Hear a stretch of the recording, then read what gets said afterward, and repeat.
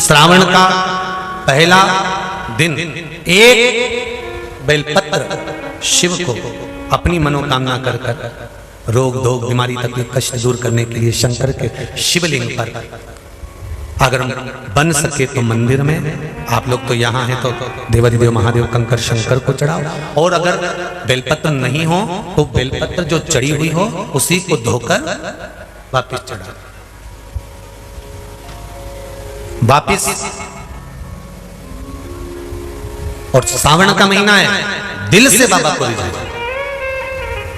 सावन के महीने में 2 लोटा जल महादेव जी को चढ़ाने के लिए जाओ, तब 3 चीजें अपने अंदर धारण करना। पहले नंबर का तो 2 लोटा जल जब घर से लेकर जाओ तो जरूरी नहीं कि दोनों हाथों में लेकर जाओ, एक लोटे के ऊपर दूसरा लोटा रखकर दूसरा हाथ से अगर कोई काम हो, पल्लू लेना हो या कोई कार्य हो तो कर सकते हो। नहीं तो तुम 2 लोटा हाथ में रख लो और पल्लू डाल देना सिर पे, जरा सिर पे पल्लू। अब तुम्हारा लोटा हाथ में, बेचारा वो भेरू पल्लू, ठीक है, थोड़ा और खींचो ये बाजू का, तो पल्लू वो भेरू ने और खींचा है, ठीक है, ये पल्लू हमारा मुंडा में दे दो, ठीक है।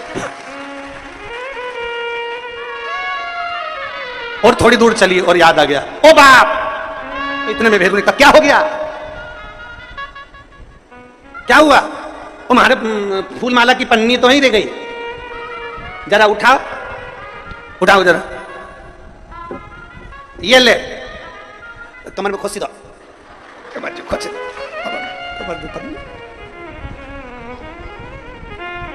और कैलाश पर्वत पे जाके रहूंगी भोले को अपना। अब पति भी के अच्छा शंकर हुआ और अच्छा जल हुआ। निवेदन है, अगर 2 लोटा हाथ में ना तो एक के ऊपर एक लोटा रखकर भगवान की भक्ति धारण करते हुए 3 चीजों में एक चीज जल 2 लोटा, दूसरा श्री शिवाय नमस्तुभ्यम का जाप पूरे सावन के महीने में से कम 5 दिन ऐसे निकालना कि बेलपत्री के पेड़ की छांव में बैठकर हम श्री शिवाय नमस्तुभ्यम की कम से कम 1 माला जरूर कर लें, जरूर। और मान लो अगर बेलपत्री का पेड़ नहीं मिले, तुम्हारे आसपास में नहीं मिले, तो फिर एक काम करना, शंकर जी के मंदिर की बेलपत्र मिली जाए उसको सिर पे, हमारे यहाँ कहते हैं आंवले के वृक्ष का जब आंवला नोमी आती है ना, तो आंवला नोमी आती है और आंवले के पेड़ के नीचे जाकर भोजन नहीं कर सकते, आंवले के वृक्ष के नीचे नहीं जा सकते, तो आंवले के वृक्ष की पत्ती को सिर पे रख के भोजन कर लो, तो हम कहते हैं कि हजारों अश्वमेध यज्ञ के पुण्य के बराबर, भंडारे के बराबर भोजन प्राप्त हो जाता है। आंवले के वृक्ष की पत्ती, तो वो बेलपत्र भी मस्तक पर बाबा को प्रणाम कर कर फिर वही बेलपत्र का आनंद करते हुए भाव से उस बेलपत्र को मात्र शीश से लगाई लिया ना, मस्तक पर चढ़ाई लिया ना, तो भी भगवान की विरल भक्ति प्राप्त हो सकती है अभी तक।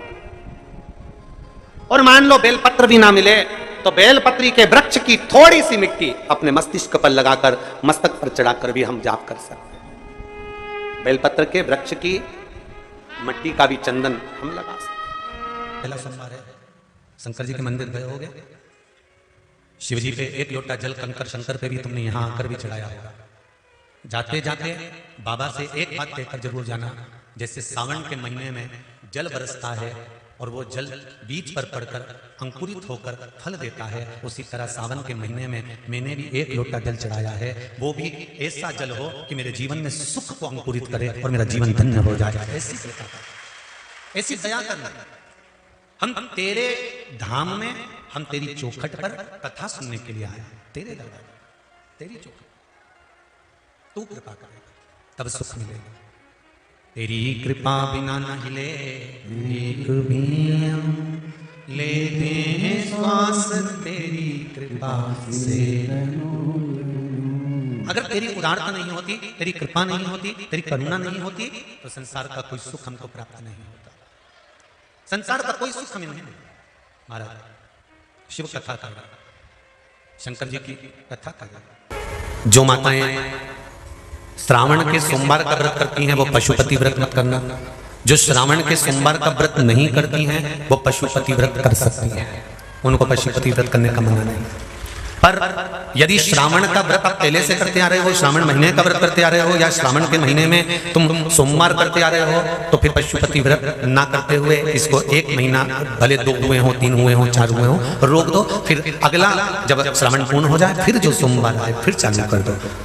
पर अगर श्रावण का व्रत करते हो तो, और अगर श्रावण का व्रत नहीं करते हो तो पशुपति व्रत चालू है, मना नहीं। श्रावण के महीने में जल चढ़ाने के पात्र 2 कर लो। कितने पात्र कर लो? जम के बोलो जरा। 2 पात्र कर लो, भले 2 हाथ में लेकर मत जाओ, एक के ऊपर एक कलश लेकर जाओ। उसका कारण क्या है? शंकर भगवान ने मां पार्वती के सम्मुख में गंगा का आवाहन करा था।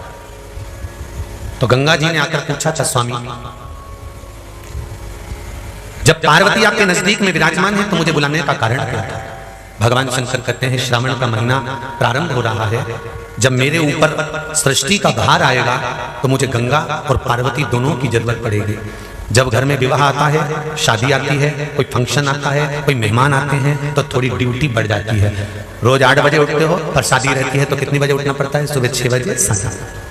यहाँ पर भी आप रोज अपने घर पर उठते होगे 8 बजे तक, 7 बजे तक, पर यहाँ तो तुम जब सो रहे होगे तो सवेरे कब हो जाती है और रात कब हो जाती है तुम्हें नहीं मालूम पड़ता होगा कि कब रात हो गई कब सुबह हो गई। लोग ढोलक पीते पीते पीते पीते 11, 12, 1 और तुम्हारी लग गई झपकी और बज गई 3:30, सब लग गए लाइन में नहाने और तुम भी भगी जल्दी से नहाने। अब नहाने भी कहाँ जाए? तो माता इतनी चतुर होने का बरसती हो रही है जल की। भगवान भी सोच समझ के पानी गिराता था, 3 बजे से गिराना चालू करता था 6 बजे तक। उस बीच में भगवान को भी मालूम है मिश्रा जी कहाँ से नल्ला आएगा, इसलिए उन्होंने चारों तरफ से पानी गिराया और नहाना के अंदर। बोलो सही है कि गलत है? सब बाहर निकली धीरे से।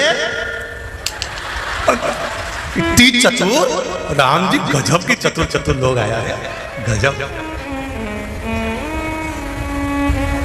पर एक बात कहूंगा, दिल लेकर आए हो, मेरा महादेव भी तुमको दिल से लुटाएगा, ये पक्का है। दिल लेकर आए हो। कल हम जब आप लोगों से मिलने, हमारा नियम है, जो हम जहाँ भी कथा भी करते हैं, चाहे रायसेन करी हो, चाहे सागर करी हो, चाहे जहाँ कथा करते हैं वहाँ रात में जो लोग रुकते हैं उनसे प्रयास रहता है कि थोड़ा मिले।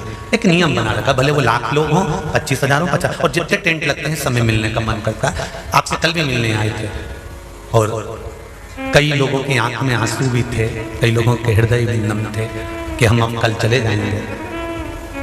पर दुख मत करना, दूसरा कोई स्थान हो वहां से जाओ तो वापिस आने की गारंटी है कि नहीं है, पर यहाँ तो सील और ठप्पे लगाकर भेजता है कि वापिस बुला जाएगा। तो फिर क्या दिक्कत है? उसकी आराधना मात्र करिए, खूब धनपति भी बैठे हैं, खूब। आप लोगों में कोई कमी नहीं है, किसी की यहाँ जमीन है तो किसी की गाड़ी है, तो किसी का बंगला है, किसी की सत्ता है, किसी का आनंद है, बहुत बैठे हैं। पर आप लोगों ने 7 दिन जो कथा, एक ये पटिया लगा हुआ है, तख्ता लगा हुआ है, और उस पर आराम से सोकर 7 दिन कथा का रस स्वादन जो करा है वो जिंदगी भर नहीं भूल पाओगे। बाबा इतना देगा कि आप लोग उसकी कृपा ही बरसती है।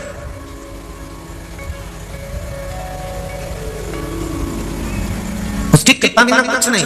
तेरी कृपा बिना न हिले एक भी अणु, लेते श्वास तेरी कृपा से तनो तनो।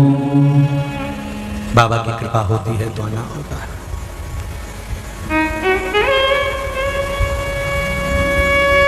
कोई नेपाल से, कोई झारखंड से, कोई उत्तराखंड से, कोई चेन्नई से, ना जाने कहां कहां से पधारे, कोलकाता से। शिव पार्थिव शिवलिंग को जैसे पार्थिव बनाने के 3 क्रम है। पार्थिव बनाने के 3 क्रम है। पार्थिव शिवलिंग का जो निर्माण करा जाता है उसके 3 क्रम है। रोग की मुक्ति के लिए अगर पार्थिव बनाया जाता है तो उस मिट्टी में थोड़ा सा जल और थोड़ी सी दुर्वा का पानी उस मिट्टी के अंदर डाला जाता है। अगर कोई बीमारी है, वो बीमारी नहीं जा रही, पार्थिव के 3 क्रम बनाए।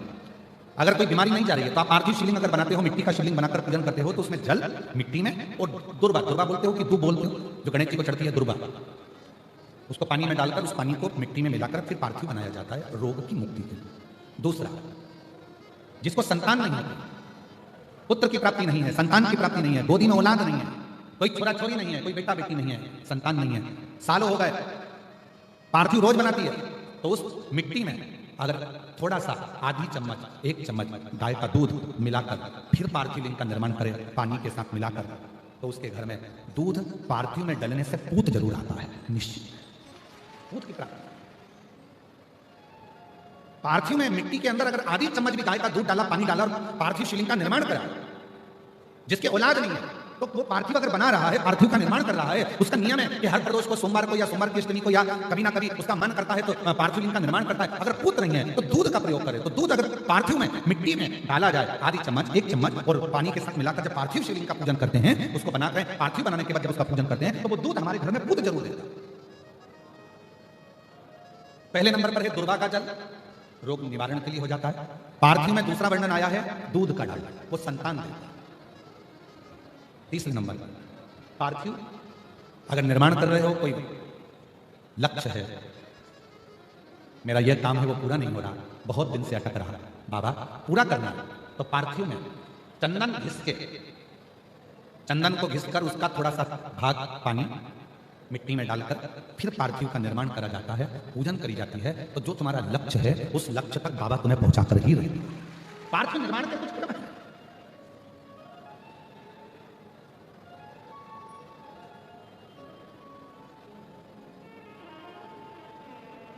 पार्थिव कैसे बनाया जाता है, किस कार्य के लिए बनाया जाता है? कई बेटियां ऐसी हैं, गुरुजी 32 साल की हो गई, शादी नहीं हो रही, गुरुजी लड़का 38 साल का हो गया, शादी नहीं हो रही, गुरुजी 28 साल का हो गया, शादी नहीं हो रही। तो भाई पार्थिव बना रहे हो ना, उसमें थोड़ा सा गाय का घी उस मिट्टी में थोड़ा सा 2 बूंद भी डालोगे तो बहुत है, और पानी से मस कर फिर उसका निर्माण कर फिर पार्थिव की पूजन करिए। कैसे भी मानी होगा, भोले बाबा शादी करा के ही मानेगा। पार्थिव बनाने का नियम है, ऐसा नहीं है कि केवल पानी में मिट्टी को घोल लिया और पार्थिव लिंग का निर्माण कर लिया। हम 1.25 लाख बना रहे हैं, हम 2 लाख बना रहे हैं, हम 5 लाख बना रहे हैं, हम 1 करोड़ बना रहे हैं, हम 20 करोड़ बना रहे हैं, बनाओ, मना नहीं है, पर पार्थिव बनाने के भी अलग अलग नियम है। कौन सी चीज के लिए, किस चीज के लिए पार्थिव बना, किस चीज के लिए पार्थिव।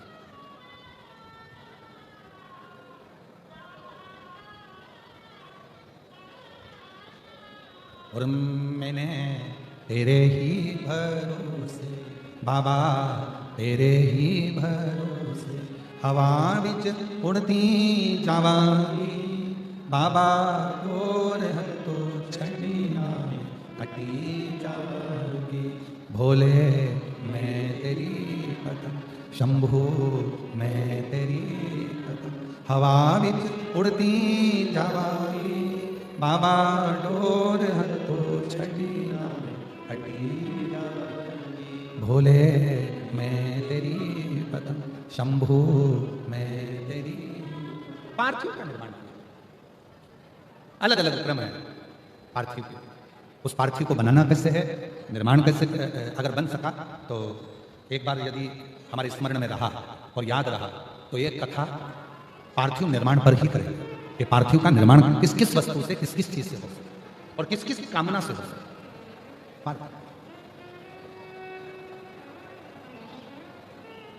पार्थिव का शिव महापुराण में भी वर्णन आता है, सफेद मिट्टी, लाल मिट्टी, पीली मिट्टी, काली मिट्टी, 4 तरह की अलग अलग मिट्टियों से पार्थिव लिंग का निर्माण होता है। शिव महापुराण में भी वर्णन आता है कि पार्थिव लिंग का निर्माण जब किया जाता है तो इस अपने हाथ को थाली में रखकर देख लो। जब हाथ को थाली में रखकर देखोगे, इससे बड़ा शिवलिंग का निर्माण नहीं करना चाहिए। इससे जितना छोटा शिवलिंग बनाओगे उतना सुख है। अब कई लोग दिखावे में इतना बड़ा शिवलिंग बना लिया, इतना बड़ा पार्थिव शिवलिंग बना लिया, हमने इतना बड़ा शिवलिंग बनाया है, हमने इतना बड़ा शिवलिंग बनाया है। नहीं, अपनी हथेली को, अपने हाथ को थाली में रखो, अंगूठे को उठाओ, बस। इससे बड़ा शिवलिंग घर में नहीं बना, इससे बड़े शिवलिंग का निर्माण नहीं करो, बस छोटा, इससे छोटा, इससे छोटा, बड़ा। इतना बड़ा भी बनाओगे तो चल जाएगा, पर इससे छोटा बड़ा। पार्थिव पूजन अब कई लोग क्यों बना देते हैं, बड़ा शिवलिंग बनाएंगे, पूजन में आनंद आएगा, इतने सारे लोग बैठे हैं, हम भगवान शंकर का, हम उज्जैनी महाकाल बनाएंगे, हम विश्वनाथ बनाएंगे, हम वैद्यनाथ बनाएंगे, हम त्र्यंबकनाथ बनाएंगे, हम दृष्णेश्वर बनाएंगे। शिवलिंग पर फिर वो निर्माण कर रहे हैं, फिर उसमें अलग स्वरूप दे रहे हैं, फिर अलग स्वरूप का निर्माण कर रहे हैं। शिव महापुराण की कथा कहती है कि लोग कहते हैं कि पार्थिव शिवलिंग में या शिवलिंग में केवल हम भगवान शंकर की आराधना कर रहे हैं, भगवान शंकर की साधना कर रहे हैं। नहीं नहीं, स्कंद पुराण, लिंग पुराण, नर्मदा पुराण, शिव महापुराण आप गीता प्रेस गोरखपुर की लेकर आओ, उसको पढ़िए, उसमें आपको अध्ययन करने पर मिलेगा कि जब हम पार्थिव शिवलिंग का निर्माण करते हैं, जब हम पार्थिव शिवलिंग को बनाते हैं, या हमारे घर में जो भी शिवलिंग है, पत्थर का हो, पाषाण का हो, पारद का हो, स्फटिक का हो, सोने का हो, चांदी का हो, पीतल का हो, लोहे का हो, लकड़ी का हो, जिसका भी शिवलिंग तुम्हारे घर में, चीनी का हो, जो भी शिवलिंग है, तो ये केवल शंकर अकेले नहीं है महाराज, ये शिवलिंग शिव है, इसी में ब्रह्मा, इसी में विष्णु, इसी में महेश, ये जलाधारी मां पार्वती जी, सीधे हाथ पर गणेश, उल्टे हाथ पर कार्तिक है, बीच में अशोक सुंदरी। इस शिवलिंग के ऊपर जो बूंद बूंद जल टपक रहा है जलाधारी से, वो शिव जी की 5 लड़कियां, जया, विषहरा, शामलीबारी, गौतली, देव। शंकर जी की 6ठी लड़की अशोक सुंदरी है। जहां शिवलिंग का पानी जितना मोटा जलाधारी होती है और पानी जो नीचे गिरता है, उतनी जगह 64 योगिनियां, देवी जी की 64 योगिनियां यही विराजती हैं। पानी निकलकर थाली में गया, पात्र में गया, चाहे बाहर गया, जितनी दूर तक वो पानी बहता है, उतनी दूर तक 33 कोटि देवता वहां पर विराजमान होते हैं। भगवान शंकर का जो शिवलिंग है, उस शिवलिंग के सबसे ऊपर का जो भाग है वो अष्टसिद्धि, शिवलिंग के मध्य का जो भाग है नवनिधि। भगवान शंकर के शिवलिंग के पूरे स्वरूप में, शंकर भगवान के पूरी जलाधारी में, शंकर भगवान के पूरे स्वरूप में, शंकर, इसीलिए हमारे सनातन धर्म में शंकर भगवान की जैसे ऊपर मूर्ति दिख रही है तुमको, सबसे ऊपर देखो, जैसे शंकर जी की मूर्ति दिख रही है, समाधि में लीन है, नेत्र बंद है, भगवान शंकर की जटा है, हाथ है, छाती है, वक्षस्थल है, जंगा है। हमारे सनातन धर्म में उस मूर्ति से ज्यादा उसके नीचे जो शिवलिंग दिख रहा है तुम्हें काला कलर का, हमारे सनातन धर्म में मूर्ति से ज्यादा शिवलिंग की पूजन है। क्यों है? क्योंकि इस केवल अगर मूर्ति होती तो उसमें केवल शिव होते, और अगर शंकर का शिवलिंग है तो इसमें 33 कोटि देवता, अष्टसिद्धि, नवनिधि, 64 योगिनी, 33 कोटि देवता, जगत जननी जगदम्बा, गणेश, कार्तिकेय, अशोक सुंदरी, जया, विषहरा, शामलीबारी, गौतमी, देव, ये सबके सब एक ही शिवलिंग में है। इसलिए हमारे सनातन में शिवलिंग की मूलता है। इसलिए हमारे सनातन में शंकर भगवान के शिवलिंग की प्रधानता, हमारे सनातन धर्म में शिवलिंग की प्रधानता मानी गई है कि इसलिए भगवान, अगर हम तो यहां तक कहते हैं, जिन बेटा बेटी को अगर कोई सफलता नहीं मिल रही है, मेहनत को 4 गुना करो, परिश्रम 4 गुना करो, इधर उधर भटकना छोड़ो और मेहनत, अपना कर्म, अपनी मेहनत, अपना परिश्रम बढ़ाओ, और रोज शंकर भगवान के मंदिर में जाकर जब जल चढ़ाओ तो अपनी हथेली को शिवलिंग से थोड़ा सा लगाने का प्रयास करो। अष्टसिद्धि, नवनिधि तुम्हारे घर में आना प्रारंभ हो जाती है। अष्टसिद्धि हम क्यों कहते हैं? जल चढ़ाने जाओ, जल चढ़ाकर वापिस आओ तो थोड़ा सा जल घर लेकर आओ, दरवाजे पर छींटो। क्यों कहते हैं? क्योंकि शंकर भगवान के शिवलिंग में अष्टसिद्धि, नवनिधि, 64 योगिनी, देवी देवता, माता, गणेश, रिद्धि सिद्धि, अमोद प्रमोद, शुभ लाभ सब उस शिवलिंग के अंतर्गत है। जल चढ़ाते हैं, उसका भाग थोड़ा सा लाकर अपने घर में जब प्रोक्षण करते हैं, तब अपने आप सारे कार्य सफल होना प्रारंभ हो जाते हैं उस शिवलिंग में। उस शिवलिंग में 365 दिन पार्थिव शिवलिंग का निर्माण करोगे, सावन महीने में पार्थिव शिवलिंग का निर्माण करोगे, पर जितनी बार भी आप पार्थिव शिवलिंग का निर्माण करोगे तो सूर्य अस्त होने से पहले पार्थिव शिवलिंग का विसर्जन आपको करना पड़ेगा। पर 12 महीने शिवरात्रि आती है, शिवरात्रि के समय पर, शिवरात्रि के दिन हम दिन में नहीं, रात में 1 पहर, 2 पहर, 3 पहर, 4 पहर में जितना मन बन जाए कि 1 पहर पूजन करूंगी मैं, 2 पहर करूंगी। कल अपने कितनी पहर की पूजन करी? जम के बोलो जरा। 1 पहर की पूजन करी। शिव महापुराण की कथा कहती है शिवरात्रि की जो पूजन होती है, इसका मतलब क्या है? शिवरात्रि, इसको ये नहीं लिखा गया शिव डे, शिव दिन, इसको क्या कहा गया है? जम के बोलो जरा। शिवरात्रि। शिव महापुराण की विद्येश्वर संहिता में, कुमार खंड के अंतर्गत स्कंद पुराण में जो वर्णन आता है कि 12 महीने शिवरात्रि आती है।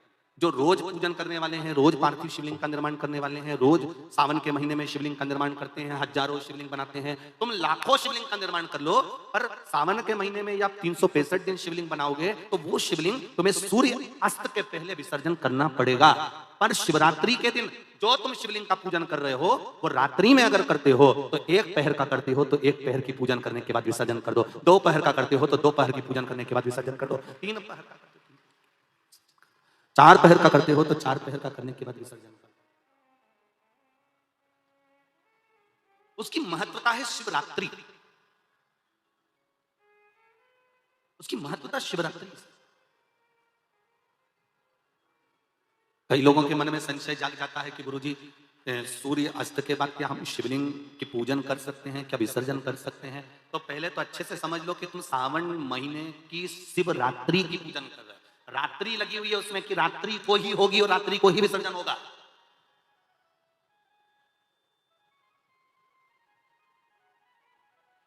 और जो नहीं पढ़ा लिखा हो तो गीता प्रेस गोरखपुर की जो पंडित प्रदीप मिश्रा जी पोथी पढ़ते हैं उसको लिया,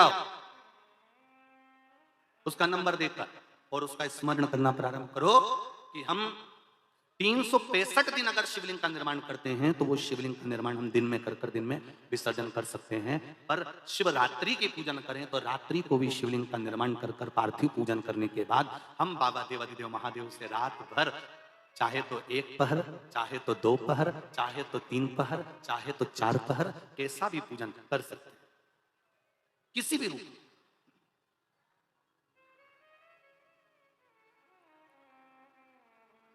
पर कई बार हमारे जीवन में संशय उत्पन्न हो जाता है, और एक बात अपनी जिंदगी में उतार कर रखना, अगर पार्थिव शिवलिंग का पूजन रात्रि को आपने करा है तो पार्थिव शिवलिंग का पूजन हमने भी यहां पर बैठ कर किया है, दिल के साथ, हृदय के साथ। डॉक्टर दवाई देता है तो पेशेंट को देता है, एक दवाई काम नहीं कर सकती तो दूसरी देता है, दूसरी काम नहीं कर सकती तो तीसरी देता है। सारा एक्सपेरिमेंट तो वो पेशेंट पर करता है, डॉक्टर उस दवाई को खाकर नहीं देखता।